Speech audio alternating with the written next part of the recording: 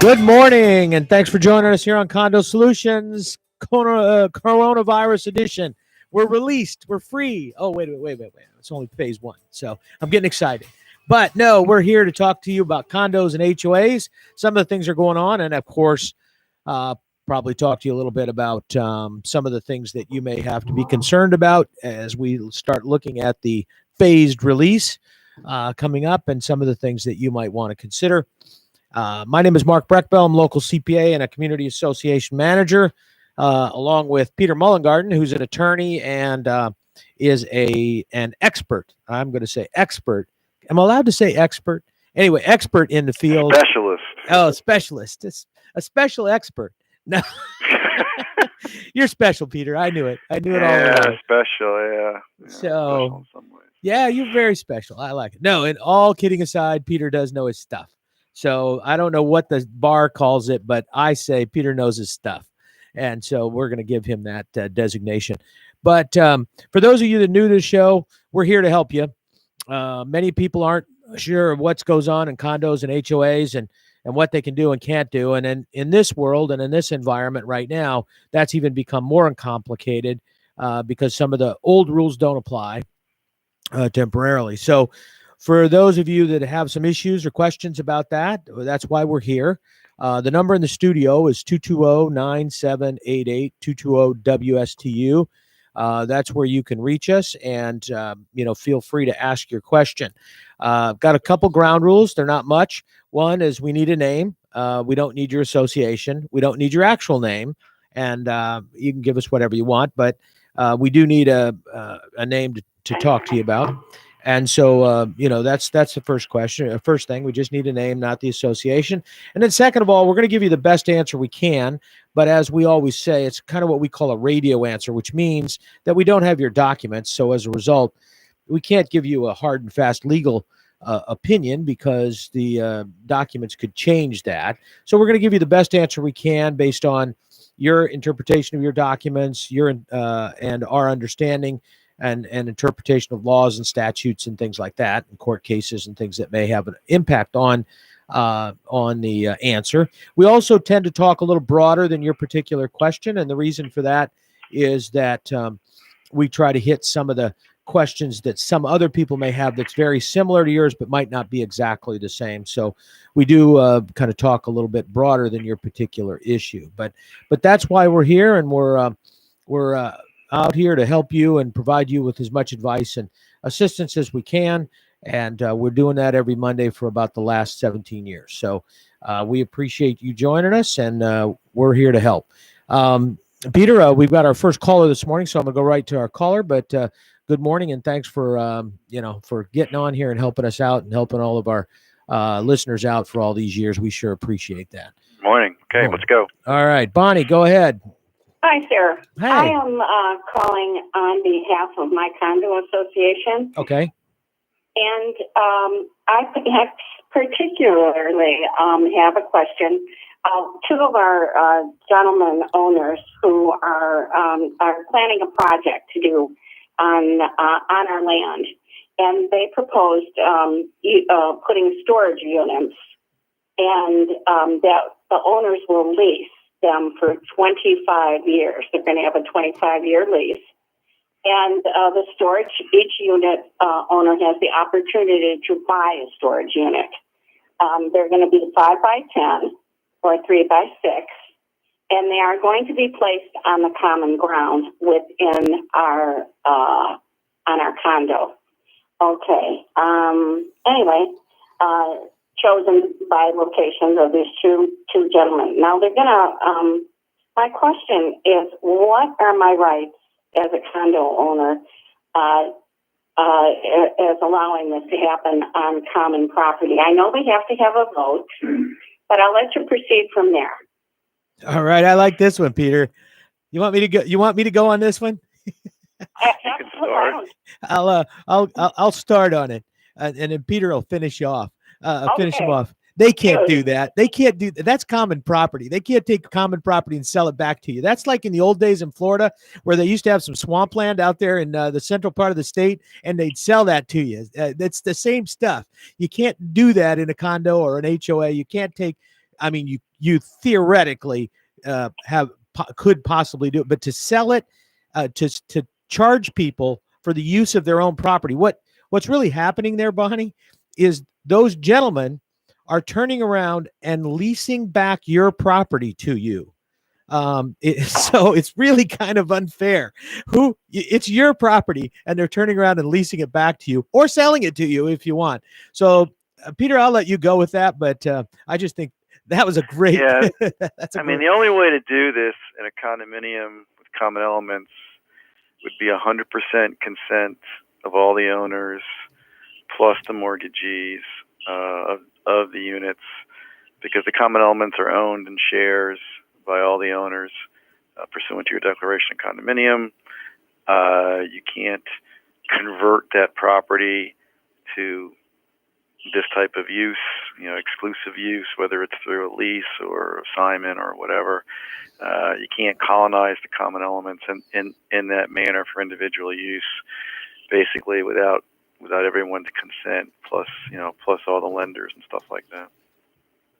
Yeah, it'd be. I mean, it's like I said, it's theoretically possible, I guess. Theoretically possible, but in reality, it's exceedingly difficult. Yeah, because here's really what happens, and as Peter mentioned, it would require 100% vote of all of the unit owners to allow this, even plus their mortgage companies, most likely, because at that point, the unit owner is giving up some of their property.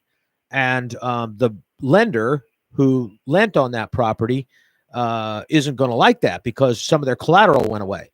So, so realistically, it'd be I've never seen it possible to get that kind of vote, even in small. I mean, sometimes in very, very small associations, like 10 units or something, and no mortgages, you might, but you'll never get the mortgage. You'll never get the lenders to go along. They're just, even if they wanted to go along, you can't. The process is so cumbersome, you'd never get it done in time. So, yeah, I've it's kind of a variation of that potentially a variation of that could be done, as if you were going to if the association decided to use the common property and decided to create a storage unit for everyone in a common place, it might be possible to get something like that, because you're not actually taking away from anything, you're adding to it. But even that's pretty hard to do, and we've had that's a material alteration vote. Yeah. So yeah. But all depends on what you're doing exactly. But any sort of private or individual use from a common element, where owners can get some individual exclusive use right to, it's very, very difficult. Yeah. So that's why even on some on some of the situations where we have cell tower easements or things like that, even on those, they're done as easements and not actual sales of property or whatever else, because of the restrictions on doing some things like that. So, I know a lot of times the people that are trying to do these things are doing it with all the best intentions. People want garages or storage units or whatever. And they've got some extra property, nothing's happening. So everybody says, gee, this would be great. And then everybody says, well, I don't want to borrow money to do it. So they say, well, we'll do it, and then you just pay us back. We'll lease it to you. If you don't, we'll pay it back. Well, yeah, that all sounds good, but you're taking property from other people and using it for your own personal benefit, which generally you're never going to be able to do in a condo association or a homeowners association. So, does that kind of address it, Bonnie? Absolutely. When they brought it up at the meeting, my ears turned fire red. My blood pressure hit the sky. We live in a beautiful spot on the river, and we don't have property. I mean, I can't imagine storage units when they're 5 minutes away, 3 minutes away. Yeah. No, I know what you mean, and that's. I mean, there are even cases where people extended their patios out into the common elements by putting stones or whatever, or a deck or something. Nothing as obtrusive as storage units, and those were held to be improper or illegal without the consent of all the owners, because they were taking away common element and making it into, in essence, limited common element. So any taking of a common element for the exclusive use of a particular unit, again, isn't permitted, again, without everyone's consent. Now, I will say, and it's the caveat we give at the beginning, Bonnie, is that we don't have your documents. Right. And so, in most cases, in 99.9% of the cases that we're talking about, what we've told you is pretty much the standard, and all of the court cases support that. You could have a situation where the particular property is owned by another association that might not be a condo or HOA association. It might have been an association that was set up as a rec association that, maybe had some excess land. They may be controlled by other than the unit owners. They may be controlled by associations, and there may be a different vote process on that. So, there are exceptions to anything, and it does depend on your documents. Like I said, you can get an answer that's pretty much 180 degrees depending upon what the individual documents and whose common property it actually is. We've had situations where you have a piece of property and it was a phased association, and there's a final phase on it, and or it's still under developer control, and the developer decides to add an amenity or use that other phase. Instead of building residential condos, they decide to use it for some other purpose, storage units or whatever, boat storage or whatever they're using it for. And so there can be a difference there, because the documents may be completely different. The owners and the vote may be completely different than your standard association. So, but in the majority of the cases with what we're talking about, the type of vote that would be required would be impossible to get in a normal association. But like I said, you get a small rec association that's controlled by 3 associations and not their members, and all the association has to do is vote for it, and those 3 members vote for it, and it's their association's property, then they might be able to do something like that and make them available for, there'd be restrictions on a rec association leasing to the, to the condo or to the HOA potentially, in terms of what they could do there, but they might be able to do it. It might be something that you could end up doing. So I just caution the listeners that there are some, there's always exceptions depending on what the documents say. Okay, so we're going to take it down a peg really quickly. We have a retainer. We retain a lawyer, so he should be able to figure that out. And also, the Florida statute, does that comply with what you're telling me, that they're taking our property away? Is that covered under the Florida statutes for a condominium? Well, Florida statutes under 718.106 sets forth the appurtenances to the unit, which can't be taken away from owners. Among those appurtenances to the units is an undivided share in the common elements. What's also in 17.106, it's not an appurtenance, but it's in there, is that every owner is entitled to the use of the common elements in accordance with the purposes for which they are intended. Okay, but no use can hinder or encroach upon the lawful rights of other owners. So in essence, the common elements, whether it's green space, whatever, they're intended for their use. This, to me, would not be the use for which it's intended, contrary to the Condominium Act.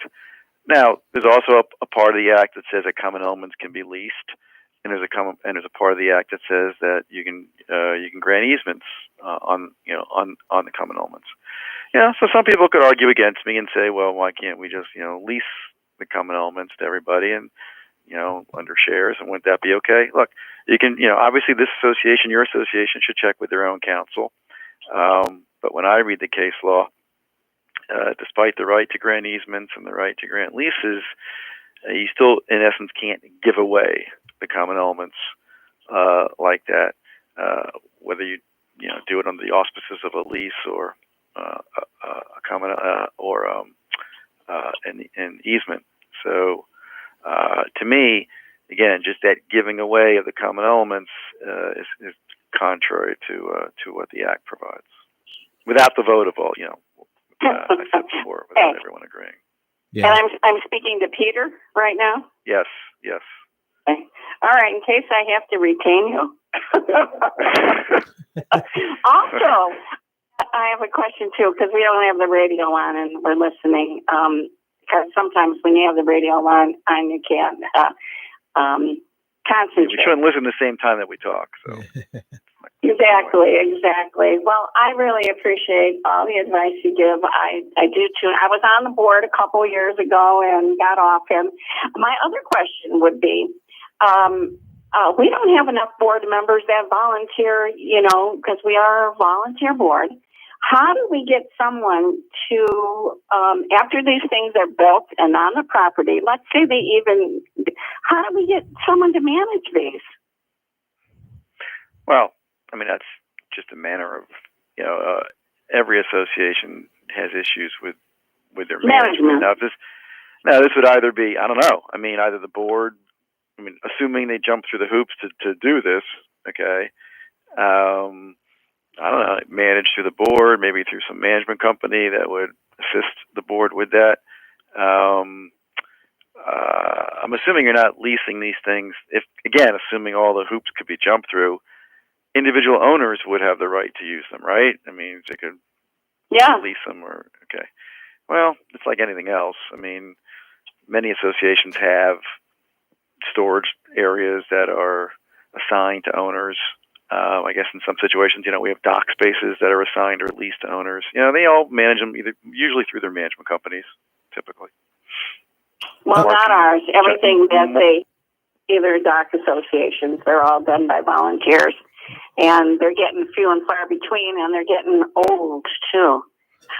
Well, then you have to consider that, too. I mean, after you jump through all the hoops, you may have to hire management, and that'll increase your assessments. So I don't know. Exactly. A lot of times, for a lot of these things, they're going to be considered. A lot of times, they're going to be considered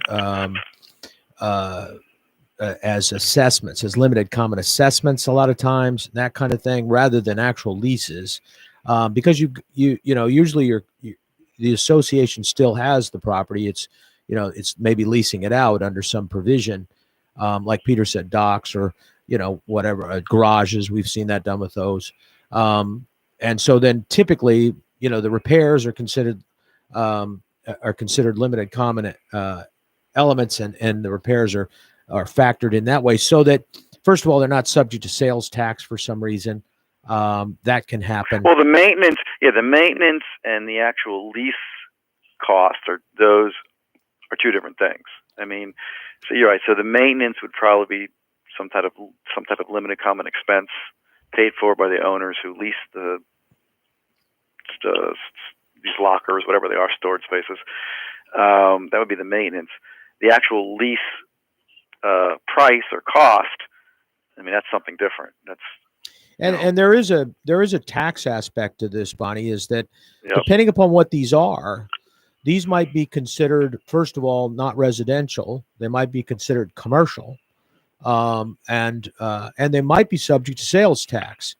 So, condo assessments are specifically exempted from sales tax, but other types of things are not.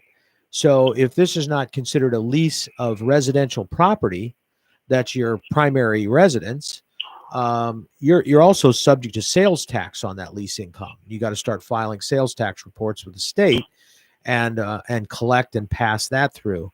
So there is a lot more management to this, as you mentioned. There's a lot more management. So, you either have to, most of the time, you're not going to want a volunteer board. You're going to want to use a management company that can stay on top of that stuff and file the sales tax reports and do whatever's necessary. Wouldn't there be income tax on that too?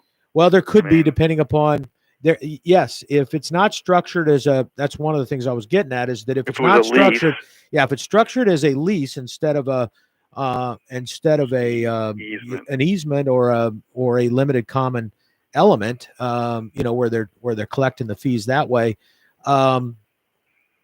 then at that point, it would be considered to be, non-exempt income subject to tax, non-exempt function income subject to tax, and you may have to, you may have to pay tax on that at a 30% rate, or worse yet, it may be that there's too much of that income, and you actually have to file a regular corporate tax return, and then be subject potentially to taxes at higher rates or on larger amounts of income. So it does get complicated as soon as you move that out to become a leased item, because that income would then be subject to tax. Okay. Bonnie, how many units do you have? 188. Oh, good luck with this.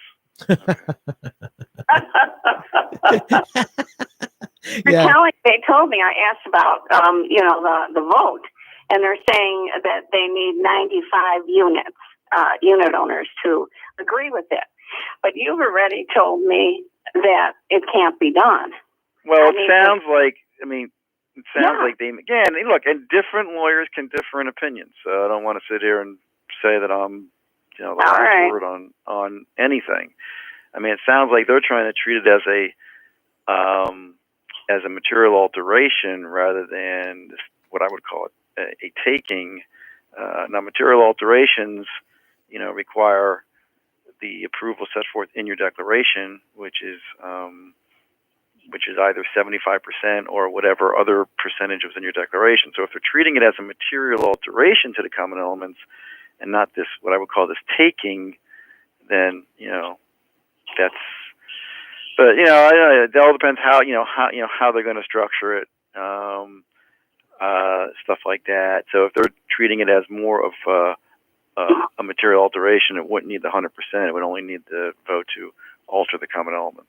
But in that situation, Bonnie, I just don't, and Peter, correct me if I'm wrong, I just can't see how legally you could allow one or two or three people to earn income off of that and have it be considered I don't see how they legally could allow that to be a lease and then a lease back to members and make a profit on it. I could understand, but I'm not even sure how they could do that. I mean, it seems like, I guess it's possible, but to me, that seems like the courts would have a field day with that. I still have some problems with it, only because of, usually a material alteration is still available for the use of everyone. Right. Yeah. So if you change something from a tennis court or if you change it from a shuffleboard court to a pickleball court, let's say, because that's all the rage. Right. So, and shuffleboard courts are now passé. So you go from shuffleboard to pickleball. Well, that's a material alteration that needs material alteration vote. Okay, but here, the other aspect that, kind of sticks with me a little bit is this exclusive now use you're granting to owners above other owners. So anyway, your board should be getting some kind of opinion from its own counsel, and go from there. All righty. Well, thank you for your time. I appreciate all the help. No problem. And all the knowledge you impart on all us condo people. All right. We appreciate it, Bonnie. Thanks. Okay. Thank you. All right. Hey, Peter, just in case, I'll just mention, since Bonnie mentioned it, a couple things. A lot of times if you are on a call or you're listening to a call, sometimes you may not remember it. You want to go back. We do have the shows recorded, and they're online. Evan, where do they reach those at? On YouTube. Okay. So you can go Google it on YouTube, Condo Solutions, and you should find it on YouTube, with connected with WSTU. So if you want to go back and check a show, you can go back and do that. And then also, Peter, why don't you give your telephone number, just so that, because we always forget to do that. So why don't you give your telephone number again? So it's 561-241-4462.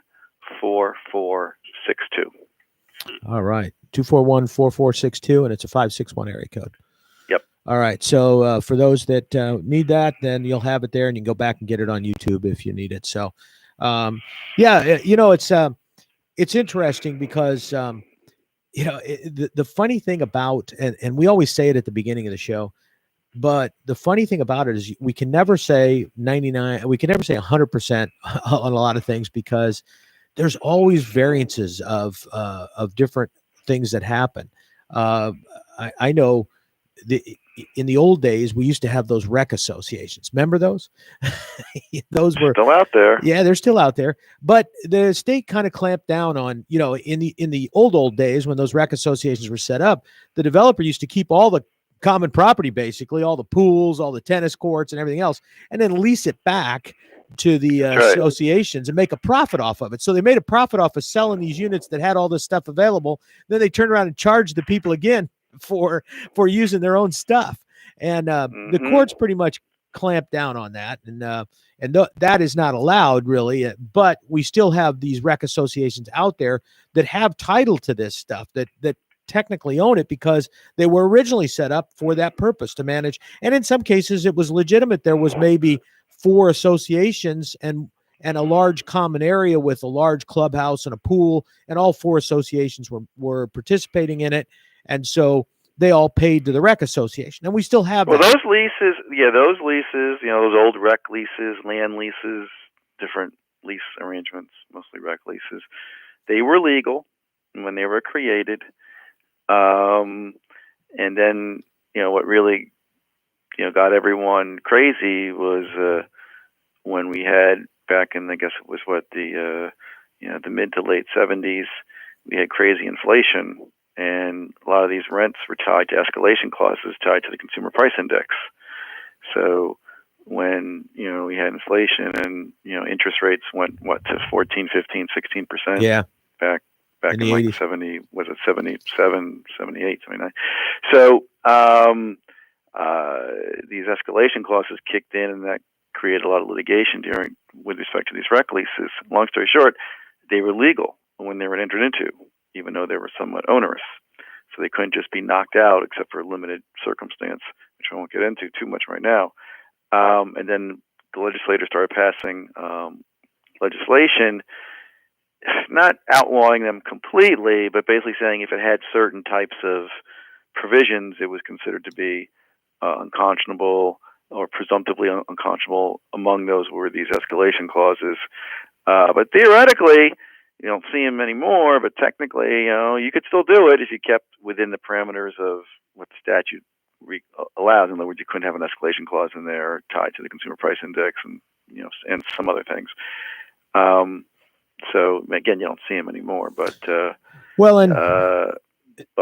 were legal. Yeah, theoretically could still be under certain circumstances. And one of the things you got to look at is that, we talk about 718 and 720, but virtually all of these associations are also chartered under 617. They're not-for-profit corporations, which have prohibitions in them against against benefits to individuals, exclusive benefits to individuals that can be prohibited by 617. Not only by, it may not be there may be some latitude in 718 or 720 in particular, but you may have some severe restrictions on that in 617.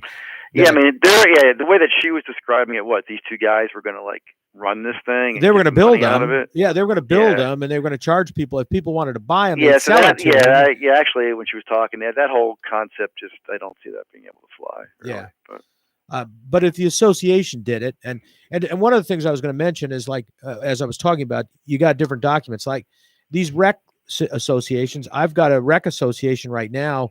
One association that it used to have the package plant, the septic, and the sewer plant, and it used to have the and it had a couple other things, some common. It has nothing now. All that stuff got decommissioned, when they went with city water and sewer and all that. So at this point, but the association still exists. I mean, it still has some responsibilities. And it's still covered in documents, and things got to be sent and paid for. So, you've got things like that where, and who controls it? Like a lot of times on these rec associations or these, many of them are structured as property owners associations, and may not necessarily be a condo association. That always gets confusing, because if it's a property owners association and all it has is condos, it's would typically be a condo association, and governed by 718. But if, on the other hand, it was originally set up when the association was originally set up, there was going to be an association that was not a condo association. It was going to be some single family homes or townhomes that weren't condos. Then it may have been able to be a POA, because not all of the associations that were originally approved were condo associations, even if they were subsequently not built.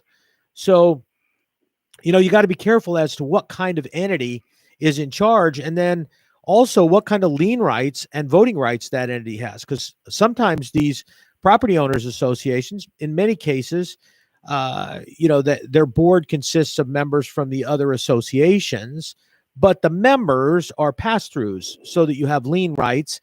And so the individual members actually are members of the rec association.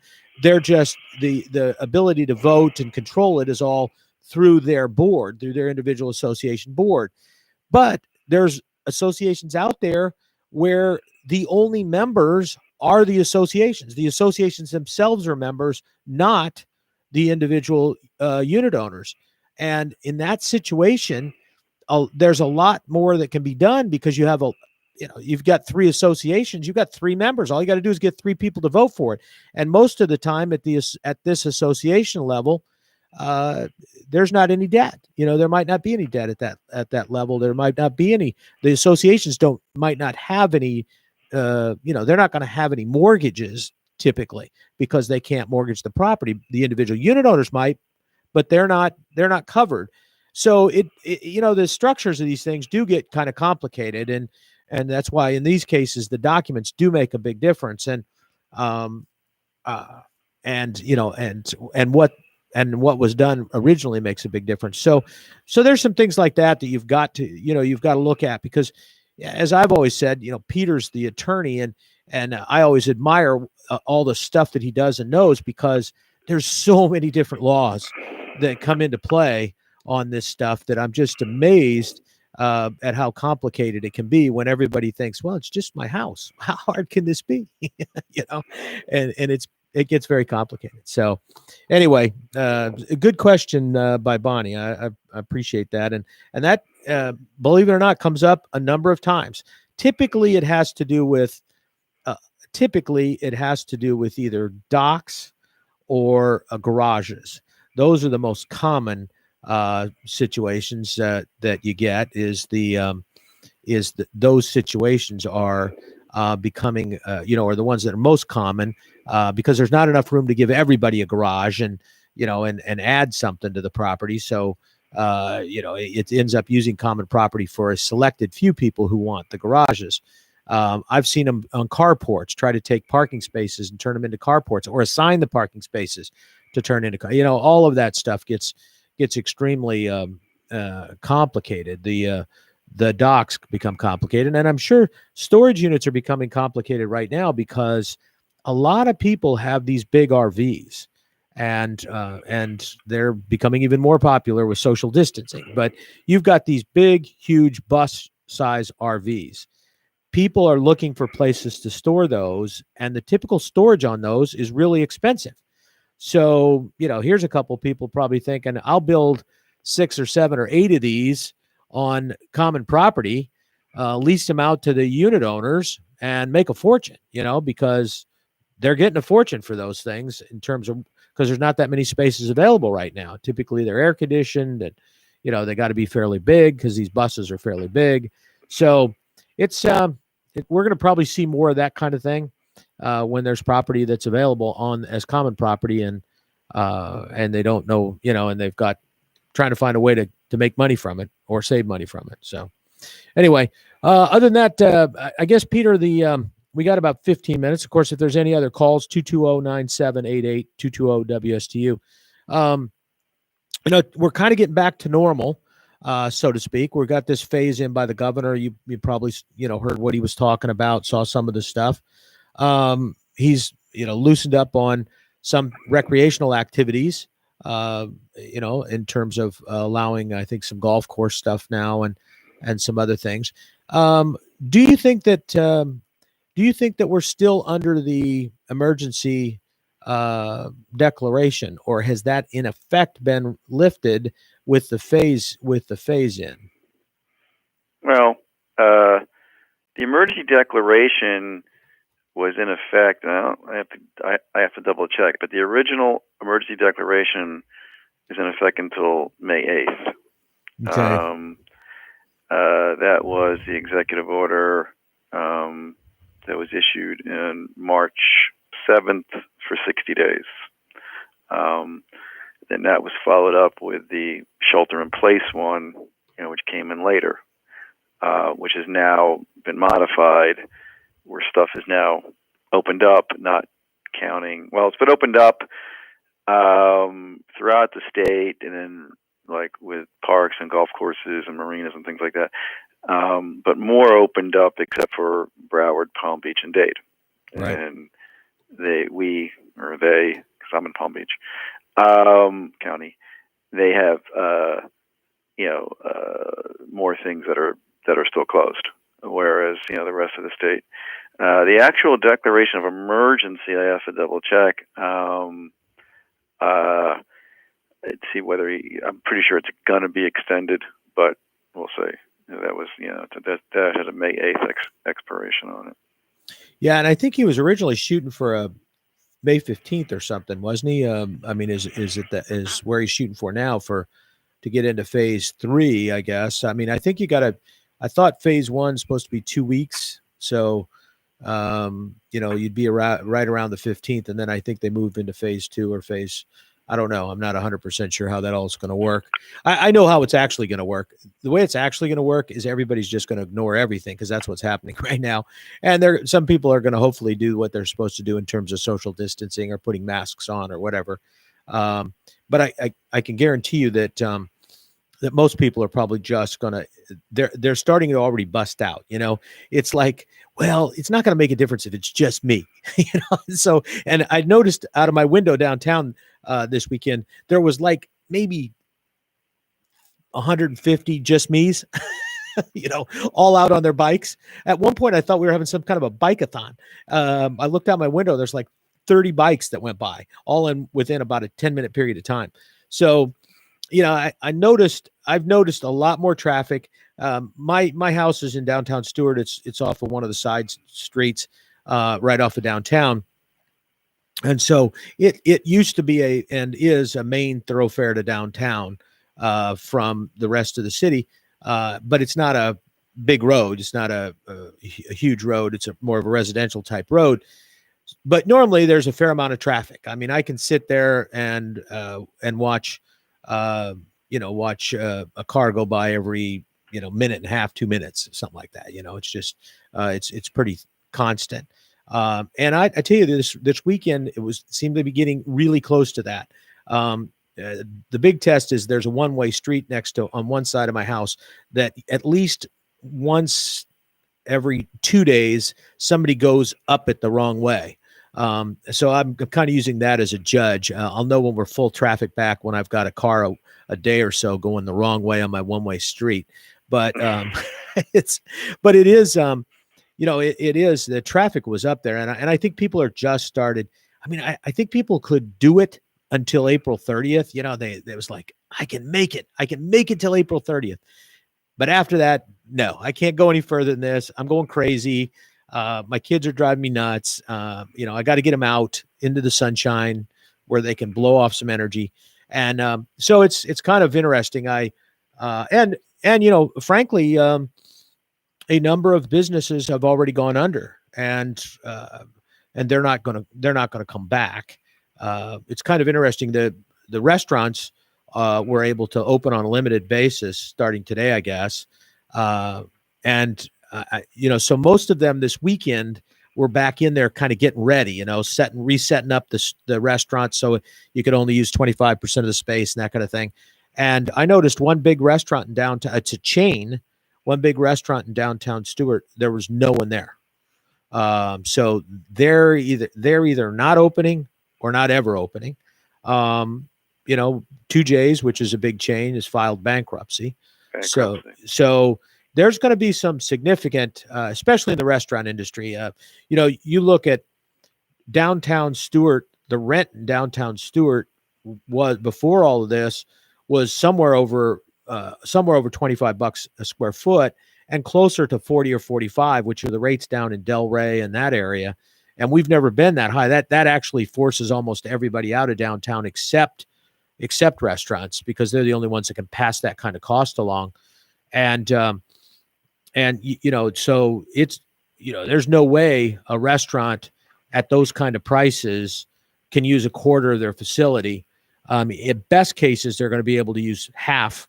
So they're either going to have to raise their prices pretty considerably, and most of them are high-end restaurants anyway. So I don't see how they can get, they'll be able to do that. People won't be able to afford, it's one thing to buy a, $35 or $40 steak. It's another thing to buy $100 steak. It's a different situation. And now, you're spending $300 for a meal for two.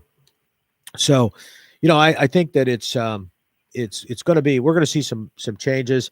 There was a hair salon downtown. I noticed this weekend.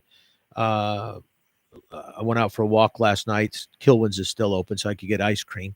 I went out for a walk last night, and I noticed that they were doing some construction across the street there in what used to be the salon. And I'd noticed some stuff going out of the salon when this first happened. But it's a clothing store now, beachwear, kind of higher end beachwear. It's one of the people that has a shop across the street. They're opening another one, but the hair salon is gone.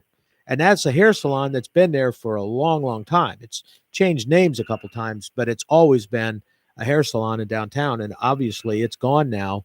And it'll be interesting to find out whether, I don't think there'll be a salon that'll come back in downtown because the space is so pricey. There's a barbershop downtown, and I'm wondering if it's going to go too, because its rent's high, but it has, maybe 6 chairs in there, maybe, and it's a smaller space. So they're going to, at best, for that size space, they're probably going to have 3 chairs. And I don't think they can make it on 3 chairs. You'd have to charge $40 for a haircut, which, if you've got hair like some people do, you can get away with that. I'm not paying $40 to have my hair cut, because there's only like, that's like $1 a hair. That's a buck of hair for me. So I'm not doing that, So anyway, so we'll have to see. But I guess for associations, I think the associations need to, probably start doing their own plan and having a plan in terms of opening up. It's kind of funny because one of the things that's holding back the opening up is actually liability claims. The personal injury attorneys are in a perfect spot right now. If you opened up too soon, they're going to sue you for getting your employees sick or for getting other people sick. If you opened up too late, they're going to sue somebody else for not letting you open up and going out of business. So it's kind of interesting and so there's been talk at the federal level and at the state level of limiting liability for this, and basically saying this is like any kind of disaster. We're going to limit the liability on it. You can't hold somebody personally at fault. But that hasn't happened. The strongest lobby in the state of Florida is the banking lobby, and the second strongest is the personal injury attorneys. Those are the guys that have all the power in the state of Florida. So if you want to know what's going to happen, that's pretty much, who's they're going to err on. They're going to err on the side of the banks, and they're going to err on the side of the personal injury attorneys. And if you're a personal injury attorney for banks, boy, you're really powerful. So that's you got it made. But anyway, but I think that you're going to start seeing a pushback on associations that are too conservative in terms of opening common areas, particularly pools. I think they might be able to. I certainly think they can put restrictions. We talked about that last week a little bit. I don't think that, as long as they've got the restrictions, I don't think that necessarily means that they have to hire somebody to. Well, there are specific restrictions that have been imposed in Broward and in Palm Beach County. Right. for opening pools and tennis courts. And the pool one specifically is not that easy to comply with, particularly the one in Palm Beach, and the one in Broward too. But Broward's different. But the Palm Beach one, there's this requirement. You have to social distance. You have to set up your chairs and things to be in accordance with social distancing. The capacity of the pool area must be limited in accordance with the CDC guidelines for social distancing. But then you're supposed to have either facility staff or management present, okay, to ensure that the restrictions are complied with. So that's Peter, difficult. Does the social distancing apply to your own family? I mean, let's say, and now I know there's some people really on the edge of their chair on this, because there's some husbands out there figuring out, wait a minute, this social distancing applies. You got to go in the back bedroom. I can sit out in front and watch TV. But does it, do you think that, like at the pool, for example, if I've got my chair next to, I don't think it would have complied. I have to go back and look at the CDC guideline. Actually, that's where it all is kind of driven from. But obviously people who are in the same household and are already exposed, living together, and don't stay 6 feet apart unless you've got to, like I said, live in 2 different bedrooms or something. But so again, I don't think would apply to that. But then, then you have situations where you have someone in the house who's positive and someone who's not, right? And those people are distancing themselves in their own house. Right. So, I mean, it all depends on the circumstance. But I believe that typically, 2 people, 3 people, whatever, living together as a single housekeeping unit, are social distancing themselves as a group from others, as opposed to from each other. And then we're running out of time, but one other thing what about testing? Now, see, I had a test, let's see, was it Saturday? The antibody test. So I'll have the results in a couple days. And not because I thought I had it, actually for the exact opposite. I thought maybe I was asymptomatic and may have had it in the past. I wanted to see if I had the antibody.